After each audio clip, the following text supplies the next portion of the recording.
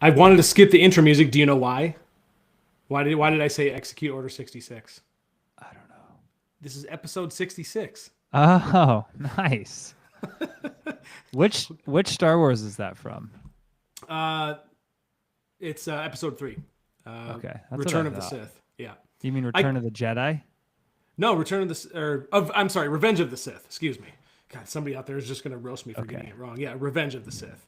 So you're a big fan of cold openings. I thought, let me throw that one out there. Totally just throw you a curveball. Order 66. So yeah. Man, I might have to watch all of How the long Star has it Wars been since you've movies. actually seen a Star Wars movie? Like from start to finish. Um, well, when was the last new Oh Star yeah, so Wars one? you've seen the newer ones, right? I guess Yeah, I kind of forgot it's about been those. probably five, Whenever that was. 6, 7, 8, 9, 10 years, however long ago that was. Do you you do remember what Order 66 was, right? Really? So Order 66 is basically Palpatine orders all of his Clones. people, clones, to kill all the Jedi. So there you go. Yes. And then next episode is going to be what number, Brad? We're not doing that. We're just not doing. If you do that, I will leave the episode in the middle of it. Trust me, I'm not a fan of it either. I got 3 kids that are in school that don't stop saying it. I can't wait till that fad dies off. But okay, so thank you for bearing with us on that one. Anyone who's currently listening, we do have a good one for you today. This is all about navigating the holidays, and it is episode 66.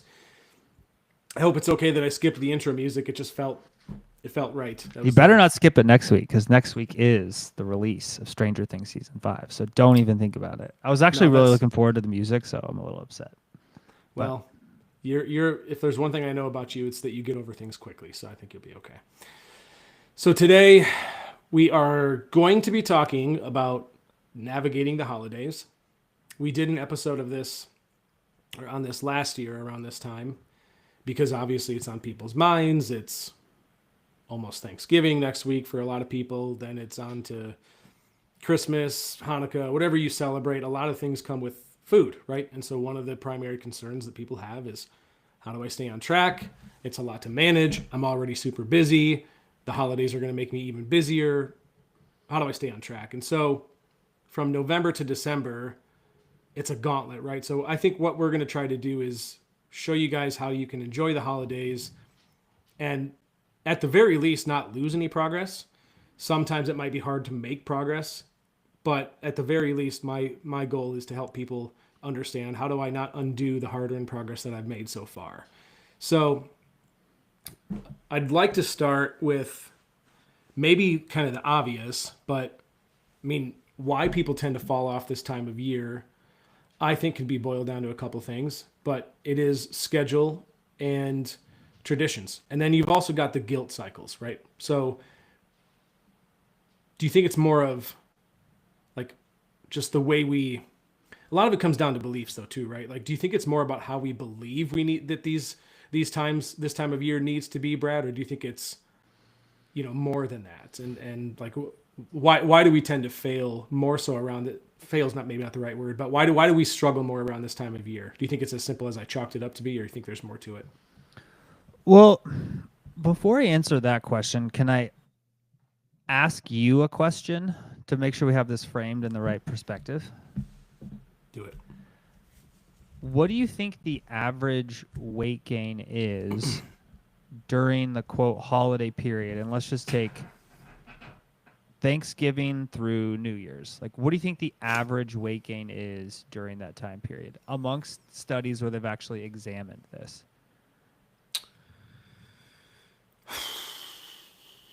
Is this a certain weight range of people, or is that not considered? Just overall? In aggregate. I will say 5 pounds. Okay.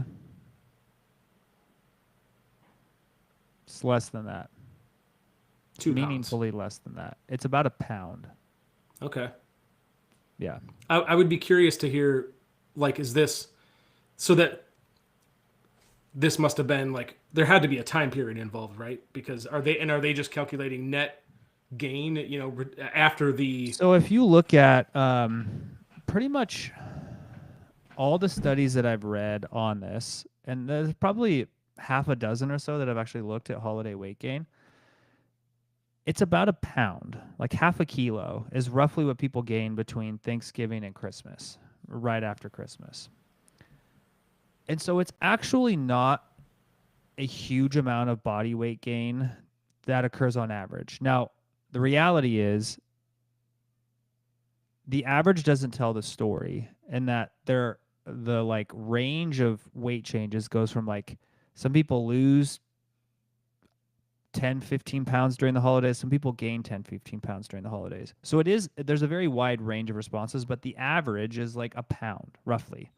But what generally happens is that pound doesn't go away after, right? So over 20 years of gaining a pound during the holiday and it not going away, that's where you start to see this like really add up. And so I think it's important to understand, like, as we talk about the context of like navigating the holidays, is on average, we're not talking about like needing massive interventions to prevent 10, 15, 20 pound weight gains during the holidays. Like, yes, that happens to some people, but on average, it's actually a much smaller effect than you would think. And it really, I mean, if you think about it, the holidays are effectively like 2 to 3 meals and like 2 to 3 holiday parties. So it's like 6 days, right?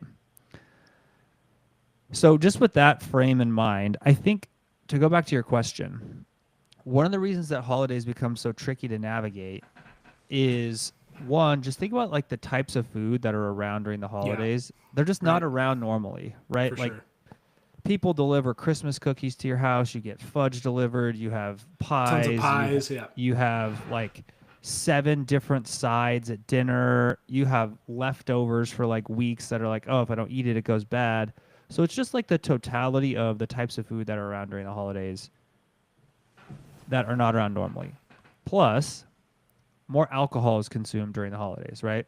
Like, I don't usually drink that much. But if I go to, Thanksgiving and my uncle is making cocktails, like, I'll probably have a cocktail or 2 or 7. I don't know. Usually about 1 or 2.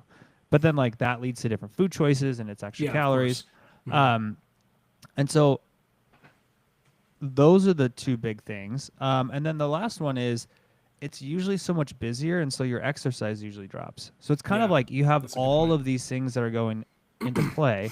But when you kind of step back and take the perspective of, it's like, okay, what is the magnitude of the issue I'm actually trying to deal with? It's like a 3 to 5,000, 3 to 10,000 calorie issue that I'm trying to deal with over the course of the holidays. It's not like I have a 50,000 calorie problem I'm trying to solve, right? It's like, okay, I need to make a few better choices on a few days during the holidays, and that's really what you're trying to do.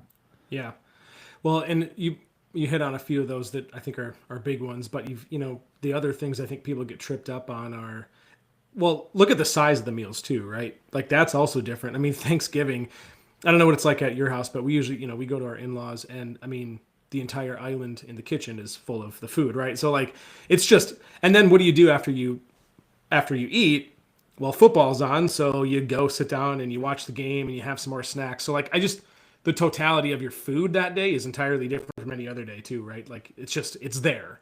I think for a lot of people, that when the food is just there, it's like, it's the environment talks you and I have had, right? When it's there, like, you're just more likely to snack and graze because it's not out of sight or out of mind. It's there, so I'm going to go for it. And then there's the social pressure. Maybe you have someone, hey, I need help getting rid of these, this last bit of whatever it is. Can someone else, hey, just have one extra plate. I got to get rid of this, right? And you feel guilty by saying no. People also get I think tripped up by travel routines. A lot of people have to travel for the holidays, and so I know there's a lot at play, but I think just the tradition around it and everything that comes with it is something people really struggle with. So first, before we kind of dive into like the strategies and things that you can do to avoid some of that, I wanted to mention one of the things that concerns people, and you already kind of touched on it, is the actual amount of weight that you can gain. See, and I thought it would have been, I mean, I thought, 5 pounds some people may actually gain 5 pounds. It depends on where you're at, right? But like the fact that it's only about a pound, according to the studies, surprised me. But I think that highlights this perception that a lot of people have is that I'm going to gain a ton of weight, or that I do gain a ton of weight over the holidays. And in reality, what you're saying is it's probably not as much as you think.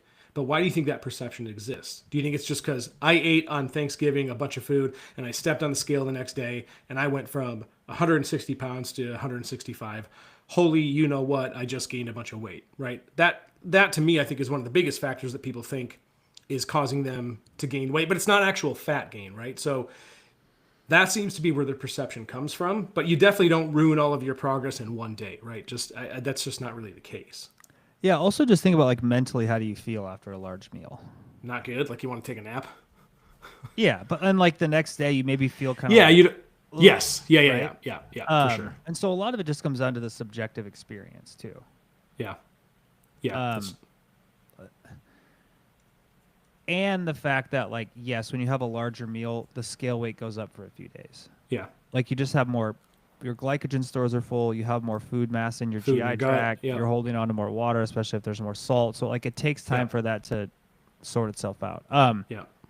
I remember this was a few years ago, and somebody I knew did an experiment to see how much body weight he gained I know. Yes, I remember you saying this. in one day on Thanksgiving, and it was like 17 pounds. Yeah. Like he didn't eat for like the day before, and like took his like very low body weight, and then like just had the biggest Thanksgiving Yeah. day you could imagine. Yeah. And then weighed himself like right before he went to bed, and it was like a 17-pound weight swing, Good Lord. right? And so, but then obviously within like a week, it was back to normal. Yeah. Like that's just it. Your body just holds on to the mass, and Yeah. that just takes time to work its way through the system. Yeah. Yeah. Yeah. I remember you saying that story. That's kind of funny. The other thing I was going to mention too. This is just a by the way, but you remember? Do you remember the myth? Like this is what was taught to me growing up, or seemed to be what people would say, is that the reason you get tired after Thanksgiving is because there's tryptophan in turkey. Turns out there's not any more tryptophan in turkey than a lot of other meats that you eat, and that what actually makes you tired is just the amount of food that you've eaten. like you just eat a lot of food and then you go sit down, so now you feel like ugh. And So it's you're not really the eating- tryptophan. And It's you're just eating at like 2 p.m. yeah. And then like, what are you gonna do the rest of the day? Like what? Like I Watch just end up. football. Yeah, we just lounge. Where do you guys go for Thanksgiving? Just out of curiosity, do you host? We used to always go to my aunt and uncle's house, but like now that everybody's grown and has kids, it's a little different. This year we're gonna be hosting. It's gonna be small. It's gonna be at our house this year, just because the baby. I Cool. don't want to like be traveling Yeah. all over the place and like with his naps and all that stuff. Like, so we're just gonna have Thanksgiving here. So low key. Yeah, What's happening after Thanksgiving for Macros Inc? I can't talk about it. Okay. So we've covered a few things already, making good progress. But I think since we've tackled the idea that you're not really going to undo all your progress, in one day. I think piggybacking off of that, it's you can really, like, one of the mindsets that I want to tackle, and I know our coaches do too, is understand that there are no foods that are off limits during this time. I think that's the first thing I want people to understand is, look, go enjoy the holidays. Like, you're with family, maybe you're with family you don't particularly care for, right? But like, for the most part, you're with family that you probably love. You're with your spouse, you're with your kids. So like, go enjoy those things and don't feel guilty about it, because you're not going to gain meaningful weight. It's not going to be real weight. And you can get back on track, right away the next day. You also don't need to track. Like, I don't think none of our coaches expect you to track. So I think You can if you want to. you can, but I think Some people should. Yes, more than some people should. but Right. but I think if you give advice that people shouldn't track, what if it's like where they're at in their life, it makes sense for them to track their food? yeah, that's true. Or maybe they don't even celebrate this holiday. Like, it's not, obviously if it doesn't apply to you, it doesn't apply to you. Yes. But I think also just understanding that you can, if you are going to track, you can track, but still enjoy your food. And I just think people shouldn't feel guilty about it. I think trying to remove that part of your mindset is a big important one. So the so how do we so what do we do? Like, what are some practical, we're at Thanksgiving, or let's say it's Christmas or whatever, wherever you're at. How I walk in, what are some good practical tips that I should keep in mind to minimize this weight gain if I'm trying to be conscious about it, if I'm trying not to undo my progress, and I'm trying to be reasonable? I could sit here and tell you, hey, Brad, just eat mindfully. That's kind of a meaningless term if you don't know what I'm talking about, right? Like, well, what does eating mindfully mean? I know you're not a huge fan of that, right? It's like, or mindful eating, but some practical tips. Like, what do? I walk into my in-laws' house, the meal is here, the day has begun. How do I handle myself? I mean, I think it's have a plan, right? That's the first thing. And everybody's plan can be different, right? So let's just say, I'll just paint an example. Let's say you've been in a calorie deficit for the whole year and you've been losing weight and you're getting pretty close to your goal. And you're walking into Thanksgiving and you're like, hey, I'm 4 pounds from my goal weight for the year and I want to hit it by the end of the year. That person's plan is probably going to be like, okay, I'm going to not be overly restrictive on Thanksgiving, but I am going to probably try to be mindful of what I eat. So I'm going to minimize the amount of snacks I eat before the meal. When I eat my meal, I'm going to really only choose foods that I actually enjoy. I'm going to avoid the empty calories of I'm going to throw a bunch of extra gravy on here, even though I don't really like gravy. I'm going to skip the canned cranberry sauce because I just could care less about cranberry sauce. I'm going to focus on the lean proteins, some veggies. I'm going to save enough calories for some pie because I love my grandma's pumpkin pie. And I'm going to have room for a cocktail on my total calories, right? That may be that person's plan. And just having a plan of doing it. Another person could be okay, I've already hit my goal weight for the year. My goal is to just be in maintenance through the holidays. So my plan is I don't really want to track at Thanksgiving. I don't want to be too concerned, but I also don't want to be wildly out of control. So I'm probably going to skip breakfast that day. And I'm going to have a little bit of everything I want at Thanksgiving, but I'm going to keep the alcohol to a minimum, right? That may be another person's plan. The third person's plan may be hey, I've actually been trying to build some muscle tissue and gain weight. And so my plan at Thanksgiving is I'm just going to do whatever I want today and I'll worry about it in a week. Right. So it's depending on who you are, everybody's plan is going to be different. And so it's just really know what you're getting into when you start or you walk into the house and just kind of have a plan ahead of time. If weight loss is the goal, there's obviously the tips and tricks of try to limit the amount of total alcohol you consume, right? Try to drink more calorie-free beverages. Water's obviously ideal. Diet sodas, the sparkling water, things like that. Focus on the lean protein and the veggies. Don't eat the entire bowl of mixed nuts that's on the counter because those are super calorie dense. Obviously choose a pie or a dessert that's less calorie dense. Pumpkin pie has half the calories of pecan pie. So just be mindful about those choices. And so those are some of the just basic ideas. Which really sucks that pecan pie is so calorie dense because that's the best kind of pie. It's the best. I would disagree. What's your favorite? Are you're gonna say apple? No. Okay, that surprised me. Keep guessing. What would Brad Dieter's favorite kind of pie be? Shoot, blueberry. No. I give up. What do you got? Wait, you give up pretty easily. Key lime. No, although key lime's pretty good. Okay, I will say. No, don't tell me. Don't tell me. Now your comment bothers me, so now I gotta get it. So I will say strawberry rhubarb. No, huckleberry rhubarb. That's pretty close. A berry rhubarb is berry rhubarb. Okay, yeah.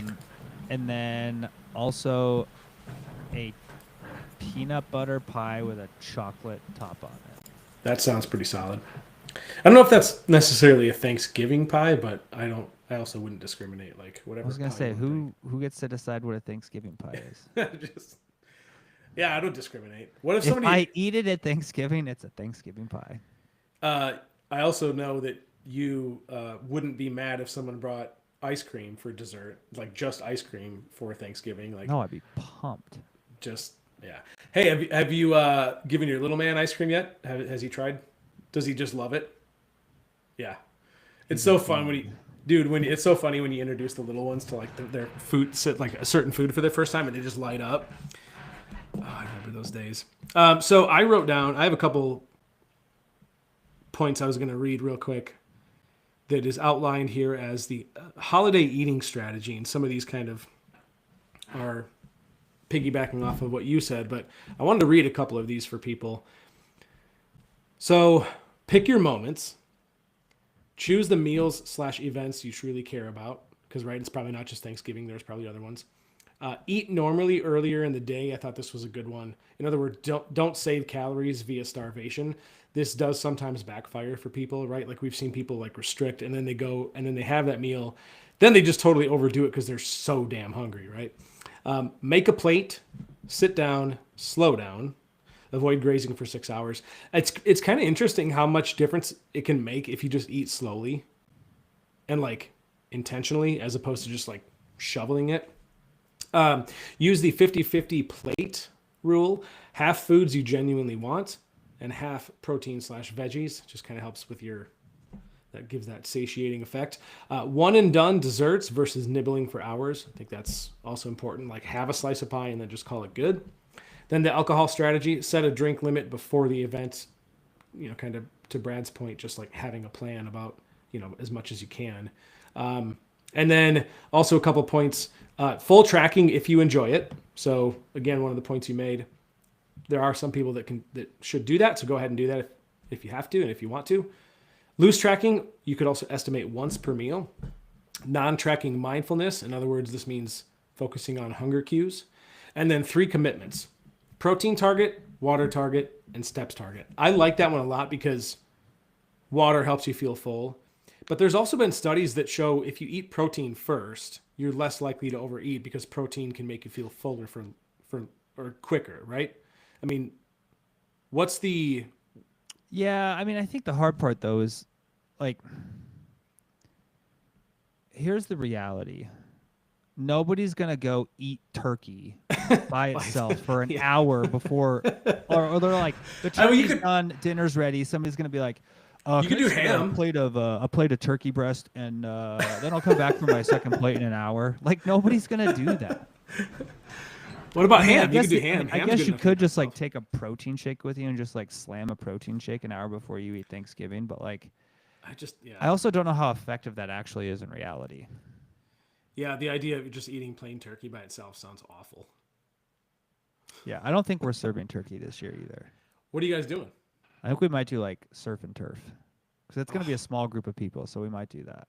Dude, that sounds so good. We, I we might just do like steak, crab, and pie. Like that that may sounds be my amazing. thing in my house. Honestly, that sounds amazing because I'm just not a big fan of turkey. I'm not. Like I'll eat ham and like I actually don't mind turkey. really. I got it like if I got ham or turkey, I'm going ham all day. But are you what about so you guys aren't gonna have stuffing? Are you a stuffing guy? Stuffing's Yeah, the we'll best have part. stuffing. Okay. Did I Gotta ever have that. tell you the story of? So my wife and her family always do like a ham at Thanksgiving too, in addition to the turkey. So my wife's like a ham person. A few years ago, the hospital she worked at, like for Thanksgiving, like gave out coupons for like ham to all the healthcare providers. So my wife goes and buys like an 8-pound ham for the two of us, and she makes it, and we have like my fridge is full of ham, and Still? after like 4 days, we're like, what do we do with the other 7.5 pounds of ham? My God. What'd you end up doing with it? Feeding some of it to the dogs, I hope? I think a lot of it went to the dogs, and I think we like froze some of it and gave it to the Yeah. dogs. I think we had to throw some of it out. Like I just can't eat that much ham. I don't know why this just popped in my head other than just because we're talking about freezing food. Did you guys freeze half your wedding cake? Yeah. Did you eat it on the anniversary? Mm-hmm. Okay, good job. Sweet. You don't still do that 10 years later? Well, what are you supposed to do? Is it just? I thought it was just like 1 year later. Are you supposed to do it every year? What year did you guys actually finally get married? 2019. Okay. Yeah, yeah, yeah. We. Oh, the school's calling me. That's not good. We're just gonna pretend that my phone didn't ring from the school. I bet my son's in trouble. what the hell are they calling for? Okay, so let's get back on track here. There's a couple other spots or points I wanted to make for people. What about the idea of bringing your own dish that would support your own goals? Right. I think that's a big I think one. that's a great strategy. Yeah. Plus, right? you also then like contribute to the meal. Yeah. So bringing your own, and then you've always got those. Well, not always, but like some people have those family members who like, peer pressure you. So I wanted to bring up an additional point to what you made, which falls into having a plan, is have like a go-to line ready of like, nope, I'm good. That first plate was good enough for me. I'm good. Right. And I think also not narrating your diet or like justifying your choices is huge. You don't need to explain to people why you're not, why you're good. Just like, they should respect what you're saying. But I always remind people that no and no thank you is a complete sentence. Yeah, for sure. Like you don't have to explain anything Yep. to anybody. Yeah, for sure. Like if someone's like, hey, do you want a drink? No, thank you. Yeah. Do you want to go mainline an entire pecan pie with me in the garage? Yes, please. No, thank you. Yes, please. It's a complete sentence. I will. If somebody invited me to do that, I would. I did want to talk about, so for people that travel, I've never flown for Thanksgiving. We just go locally, but I know some people do travel. So I wanted to bring up the airport thing. You are someone who's done a lot of traveling throughout your career. So I know that you kind of have been through these scenarios where I'm on the go, but I got to eat something. How do you make good choices while you're, what's your airport strategy that you would give to people? Other than, hey, you got to buy a $14 bologna sandwich. One is always try to have a decent meal before you go to the airport. Like never show up to the airport hungry. Mm-hmm. Right. Two, always pack some snacks. Like I always take a couple protein bars, which are, let's be real. They're basically candy bars with a little more protein. But like I always pack some snacks with me. And that's kind of it. Right. Mm-hmm. Like if you have to eat at the airport, like just, what a good choice is. Like, try to get a salad with some lean protein. Order a sandwich, get a salad instead of the fries. Like, just make basic choices, but like being prepared is usually the best strategy. Now, if you're on like a 16-hour flight overseas, Godspeed. That's really all I can tell you. Like, just survive. Like, pack some snacks, eat what the plane gives you. Please don't be the weird person who packs salmon in a tub on a 16-hour flight. Like, I promise you the one airplane meal is not going to derail your year of progress. So don't do that. Tell me Jay sent you that. The guy Jay eating send you the that onion? video of that? Yes, he did. What would you do if the dude on the plane next to you pulls out an onion and starts eating a raw onion? Would you say anything to him? I'd probably just start laughing. I've eaten a raw onion whole before. Why? Can't tell you. What's the longest flight you've ever been on? 11 hours. Was that Germany? Well, yes, actually, because that was the layover. We had a layover in Frankfurt. Yeah, we were on our way to Austria, but yeah. What'd you go there for? Work. That's pretty cool. Austria, huh? Austria, huh? Good day, mate. Good day. Put another shrimp on the barbie. That was the worst flight of my entire life, and let me tell you for two very specific reasons why. One, the place that I went to go work at, I basically arranged a deal where instead of them paying me a speaking fee, I said, can you just cover the cost of my wife's travel and she can come with me? So they like arranged all of our travel and stuff. It used to be like when I got paid to speak, they would pay me and I would do all my own arrangements. But it was like toward the end of the year and I just like didn't want any more 1099 income that I was going to have to figure out how to do taxes. So I was like, hey, instead of you guys like writing me a check, just cover my costs of my flights and my hotels and and my wife just cover the cost of her flights because it's really not that much more for just one person after all the other stuff. So like, sure, great, we'll take care of all the accommodations. Well, somehow when they booked my flight, they put my wife and I in, on the big international flights, it's like 3, 4, 5, yeah, or 3, like 5, yep. 3 or whatever. Yeah. So my wife and I got put in 2 separate rows. She was in front of me, and we were both in the middle of the middle. Okay. So like I'm not huge, but I'm a fairly decent sized person, right? I'm like 6 feet tall. I got long arms, long legs. So planes are just uncomfortable as it is. And I'm in the middle of this plane. And I had just gotten the senior subject matter expert, senior editor for the first NASM nutrition certification. And like all of the final edits were due like the day I was getting back from this trip. So I'm like on this 11-hour plane on my laptop doing all the final editing for like 11 hours. Damn. And the seats were just like super uncomfortable. And we got to Frankfurt and my wife was like, I think I have permanent nerve damage in my butt because I can't feel my butt cheek. Dude, it sucks. And they're so uncomfortable, right? It's like you can't sleep. At least I can't. So No. man, Dude, you just worked the entire time. That had to be the most uncomfortable freaking yeah, if anybody wants to tune out at this point, I get it. But this trip, like this was how the first like 5 days of this trip went. Obviously, like the night before, you have to get up early for a flight. Like you just don't sleep, right? Because you're nervous about missing it. So I didn't really sleep. We got up. We got to the airport at like 3 a.m. We fly to Seattle. We fly Seattle to Frankfurt, Frankfurt to Vienna. So in total, it was like 26 hours of travel. I didn't sleep at all during that period. Yeah. We get to the hotel in Vienna at like 10:30 at night, and we both hadn't really eaten. So we're like, okay, we're going to just grab dinner in the hotel restaurant. Thank God it was open that late because it's Europe. So we eat dinner. We get to our rooms. We unpack. It's like 1 a.m. at this point, maybe 12:30, 1 a.m. And so then I have to catch an Uber at like 5:30 to get to this place by 6:30 so I can like get set up because everything starts at like 7:30 or 8 in the morning. Well, I'm so nervous that I'm going to oversleep, so I don't sleep at all. I give lectures from, it's like probably 7:30 or 8 a.m. until 6 p.m. It's like all day. And then we like come back to the hotel, shower, and they all want to go out to dinner because it's like a conference thing. So we go out to dinner, and it's Europe, right? So everybody's out late. So we're out till like 1 in the morning. We come back to the hotel.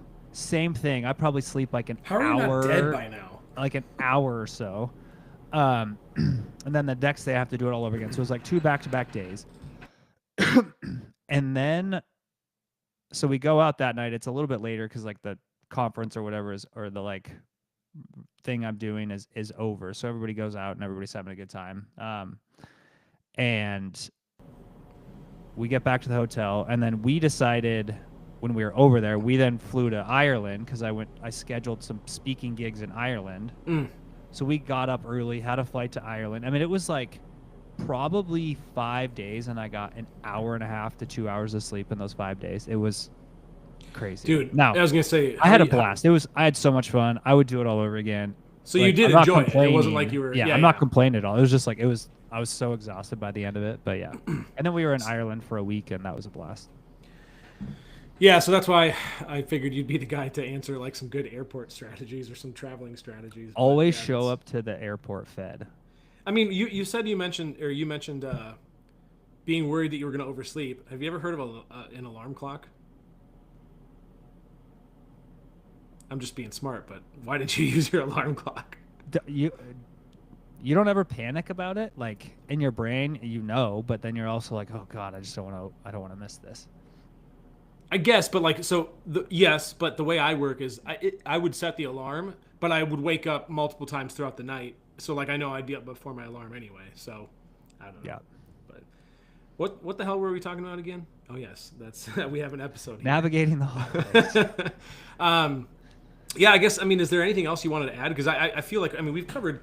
I just think you pretty much nailed it with having a plan and just kind of going into it, and then just coupled with the things that I had mentioned. I think unless you wanted to add anything else about how to manage it, I think what I kind of wanted to round out the episode with was just, what to do afterwards. So let's say you do gain some weight.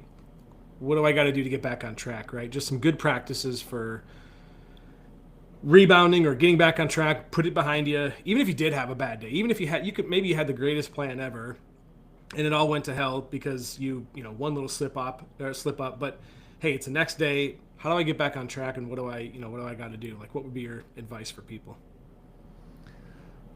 I mean, I think the big thing is just like don't try to overcorrect.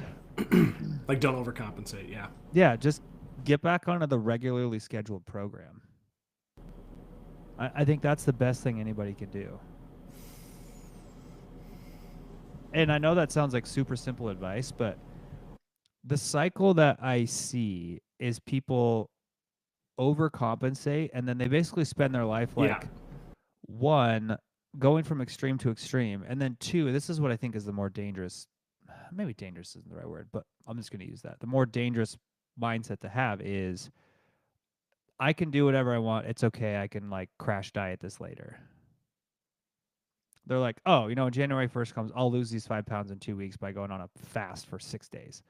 Like this is the process that people get into, right? And it's sort of the same thing of like, oh, I'll put this on my credit card. I can save money next month. It's like, well, next month something comes up and you're like, oh, I'll spend that money too, right? Is people just, instead of just having regular habits they develop over time, they're always going from like extreme to extreme, right? Yeah. It's the same thing as like people who build a career, focus on developing skills, and do it consistently over decades versus people who are like, oh, I'm going to be a crypto millionaire. Then I'm going to be a zero cost financing commercial real estate millionaire. Then I'm going to be a life coach. Then it's like they just jump from all these things and they're always trying to like take these home run swings. And that's just not the way it works for most people. Yeah. Right. There are the like the blessed few who just like randomly have a lotto ticket that pays them $5 million, but like it's just that's not how it works. Yeah. I do have a section here that some common questions from people that I thought maybe we could dive into each one of them, but they probably don't need to be extensively done. So I think what I'd rather do is I'm going to ask you these questions, and you can just give them, give an answer as quickly as you can. Doesn't have to be like rapid fire, but just like whatever first comes to mind, how you would answer these, right? So here are some common questions that people ask. How do I handle 2 Thanksgiving meals, right? Because maybe you have a family to go to at lunch and then you got one at dinner. What would you say to people for that? How do I handle 2 Thanksgiving meals? I have 2 ways you can handle this. One, treat one of them as your true Thanksgiving and do whatever you want, and the other one just treat as a normal meal and eat reasonably. That's good. Or 2, treat them both like regular meals and eat reasonably. Or, I guess the third option, treat them both as Thanksgiving and just do whatever you want. And realize like, okay, this may push me a pound away from my goal. Right? I think it's just put into perspective of like, what decisions are you willing to live with? Yeah, I think that's a solid answer. What if my family comments on my food choices? Get a new family. Is that an acceptable? No, I mean, here's the thing. Like, who cares? About this is if you're human, those comments are always going to hurt a little bit. Right? 2, know that you're not the only person. I still get those comments, right? Like my family will make comments. Oh, Brad, you look too skinny. Oh, Brad, why are you not eating this? Oh, you're still not drinking. Like people are always going to say those things. And it's always going to like feel a little bit hurtful, but that's okay. Right? These are your decisions to make for you, and just do what aligns with your own life. Like you're the one who lives your own life. And I know it's, it can feel that way. It can, it's not great. But just make the decisions that align with what you want to do. The next question: how do I avoid feeling guilty the next day? I know we talked about it, but like, how do I? Is it I'm just not going to feel guilty, right? Like maybe it's not quite that simple. Watch the middle part of the movie The Lion King. Hakuna Matata. The past is the past. Um, yeah, I mean, there's for all intents and purposes, there is no utility in the guilt of what you did yesterday. Yeah. Even if it Yeah. like maybe changes your behavior today, like just it's in the past. The only thing you can do is make decisions that you need to make today. And so if you wake up the day after Thanksgiving or Christmas or your New Year's party and like maybe you ate too much, maybe you drank too much, maybe you're hungover, like just It's today, right? it's Don't let what you did yesterday have a meaningful impact on what you do today from that perspective. I'm surprised it like felt like a good opportunity for a basketball analogy, right? Because like Next play mentality. yeah, right. Like you've had like a shot where you take a bunch of, maybe you've missed 5 3-point shots. Well, you gotta put it aside and you gotta keep going, right? Like it's next play. So Dude, speaking of that, let me tell you about the absolute train wreck of my game on last Sunday. Actually, it wasn't. We won by like 15. I think I had like 30 points, but I missed 4 free throws. I just can't believe you said that. It was mind-boggling. Yeah, that's you're Washington's version of Chauncey Billups. You should be making those. Should, Wait, did you just say I oh, I bet- forgot. I forgot he was in the scandal. What am I doing? saying Sorry. I was not thinking about that. Oh shoot, that was bad. That was a Dylan bad just comparison. inadvertently called me an alleged felon on. I'm sorry, that was not a good comparison. I only mentioned him because he was one of the best free throw shooters. Okay, whatever. So I got a couple more questions here. How do I keep from eating treats at work every day? Right, holidays, people bring stuff in. It's right there. How do I stop eating treats at work every day? There's kind of two schools of thought for this. One is just avoid walking by it all the time, right? Or just don't look at it, right? Wear your horse blinders in the office. The other one is just realize this is a skill that you have to develop in life, right? Yeah, that's You're a going to real- be exposed to it, so just Yeah. learning how to say no is a great skill to have. Like, it's And the gonna be reality is unavoidable. like this is going to happen your entire life. You're going to come home. Yeah. It's not just in the office. You're going to come home and your husband's going to have brought home cake from their holiday party that was left over. It's going to be sitting on the counter. Your mother-in-law is going to bring over donuts with coffee on Sunday. It's going to be sitting on your kitchen counter.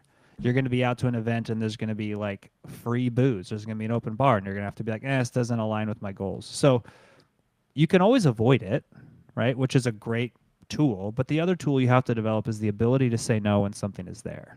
Yeah. And that is a habit and it's a skill. Yeah, that's a really good point I think you made is and like you said, it's going to be there. It's unavoidable. So learn to deal with it. Learn what to do. I just have two more. How do I handle alcohol at holiday events? I mean, it just comes down to acknowledging what alcohol actually does and whether you're willing to make the trade-off, right? There's two things. Actually, there's more than two things. Let's just say four things that are all true. One, alcohol is empty calories, right? There's basically no nutrition in it and it's empty calories. Two, it is going to make your ability to make good food decisions harder. Three, some of it's very delicious. And four, sometimes it makes holidays more fun. Like all four of those can be true. Or more tolerable. Yeah. Or tolerable in general. Yeah. So I think just acknowledging like all of those are true. And you just have to decide like, okay, am I willing to consume some alcohol and deal with the consequences of it's going to increase my calorie intake that day by probably hundreds of calories. I'm probably going to make worse food decisions, but I'm going to have a great time and maybe I'm hungover the next day. Or you can be like, hey, to me, that's just not worth it. And like everybody can make their own choice, but just realize what choice you're actually making. Yeah. Right. Yeah, Like, I think when I work with clients, that's what I tell them. They're like, hey, should I drink at Thanksgiving? Or I'm like, it's up to you. Like, here's the pros and the cons. And some years you might be like, I am going to drink at Thanksgiving and Christmas, and some years you might not. Like that's what I do. Some years I'll have a couple drinks, some years I won't. It just depends on what's going on in my life and whatever. I mean, like this year, I probably like maybe I'll have a glass of wine, but I probably won't drink Yeah. much, right? And for me, the decision this year is like I've noticed that within the past year, anytime I'm consuming alcohol, like the next day, I feel the impact on my like mental health. Like I just mentally, I just don't like. I feel maybe a little bit more depressed. I don't feel as great about myself, and like life in general. So like I just am really limiting alcohol right now. Maybe it's because of all the stuff going on at work and stress and the baby and whatever. But like I've just noticed like for me the calculus doesn't make sense right now. But last year I did have a couple drinks at Thanksgiving. So it just all depends. That's really interesting you say that. I have become more alcohol averse the older I've gotten. Probably, I mean, not necessarily for the same reasons, but just I even like, excuse me, I'm a big fan of like if I'm gonna have a beer, I generally only like to drink like a good like a stout or a porter. Like I like Really, I this, didn't know that. You never told me that before. but but afterward, uh, like the next day, even after just one beer, I kind of just it's not that I feel hungover, but I can tell I can tell I drank alcohol, and it doesn't. I'm just like I just don't know if I really like the way I feel. I don't think it's a mental thing for me. It's more. It feels like it's more of a physical thing. But I'm like, damn, like it was only one beer, but I don't really feel all that great. So I don't know what that is or why I feel that way. But it's kind of interesting you say that because I don't really feel all that great afterward either. And Welcome to being old. yeah, I was gonna say it didn't used to be a thing. So, is there anything else you would add to the show? Anything else? Any other points you want to make?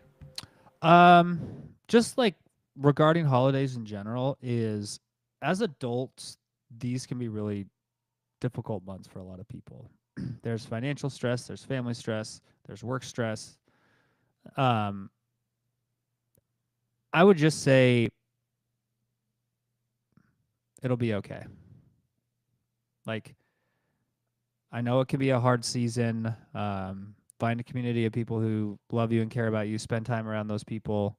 Make decisions that align with your goals in your own life. Um, Try to not worry too much about the opinions of other people. The Macros Inc. community is here for you if it's a tough time for you. Maybe it's just like a tough time in general. Maybe your family doesn't really understand your health and wellness choices. Like we're a community here that's here to support you, and so I would say that's a big message of. I know it can be tough, and there's a community here for you. One thing that this is maybe a weird way to look at it, maybe not a common way, but something that I think about is I'm going to this holiday gathering where a lot of relatives are, and what if this is the last time I see them? Right? Like it's not impossible that somebody drives home and gets killed on the way home. And that Thanksgiving was the last time I saw him, right? Like obviously that's a morbid thought, but those are possibilities. And so I kind of keep that in mind and I try to use that as a way to enjoy my time with people, even Yeah. even if, maybe we don't have a lot in common, but like, hey man, it's good to see you, right? Or like just kind of treating those holidays as those opportunities to spend time with someone because you never know if it's the last time you're going to see them. So just cherish it, right? Some days these moments aren't going to be there anymore, especially if you've got kids. Like I try to really soak it up for the kids because I know someday they're going to be out of the house. They're going to have their own traditions, and these times are finite. So just a different way of looking at it, something to consider. So we will be back. Actually, we might not be able to be back next week because we've got Thanksgiving and then it's Black Friday. So I'll try to arrange something where we have where we have an episode next week. But if we can't, we will certainly be back the following week. But also don't forget, people, not only is next Friday a big day, but so is next Wednesday because next Wednesday, season 5, episode 1 drops. So you're muted. You're muted. You're muted. Sorry, I was looking at my calendar.